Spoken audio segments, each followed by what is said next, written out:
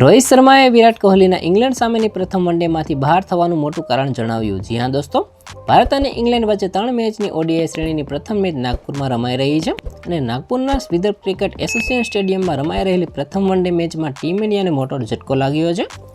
પ્રથમ વનડેમાં ઇંગ્લેન્ડના કેપ્ટન જોસ બટલરે ટોસ જીતીને પ્રથમ બેટિંગ કરવાનો નિર્ણય કર્યો હતો અને અહીં તરત જ ભારતીય કેપ્ટન રોહિત શર્માએ વિરાટ કોહલીની અનુપલબ્ધતા વિશે જાણકારી આપી. તેવી જ વિરાટ કોહલીના ફેન્સને મોટો ઝટકો લાગ્યો છે અને વિરાટ કોહલી ગયા વર્ષે ઓગસ્ટથી વનડે ફોર્મેટમાં રમ્યો નથી અને ટીમ ઇન્ડિયાના કેપ્ટન રોહિત શર્માએ ટોસના સમયે કહ્યું કે વિરાટ કોહલીને ગઈકાલે રાતથી ઘૂંટણમાં થોડી સમસ્યા છે, જેના કારણે તે પ્લેઇંગ 11માં ભાગ બની શક્યો નથી અને વિરાટની ગેરહાજરીના કારણે ટીમના યુવા સ્ટાર બેટ્સમેન યશસ્વી જયસ્વાલને વનડેમાં ડેબ્યુ કરવાની તક મળી છે અને યશસ્વી જયસ્વાલ આ મેચમાં રોહિત શર્મા સાથે ઇનિંગની શરૂઆત કરી શકે છે.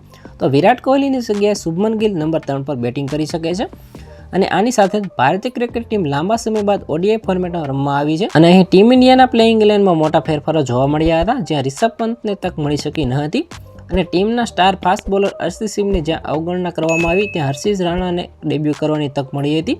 તો આના વિશે તમારું શું કહેવું છે? કોમેન્ટમાં જરૂર જણાવજો. આવા જ વિડીયો માટે અમારી ચેનલ સાથે જોડાયેલા રહો.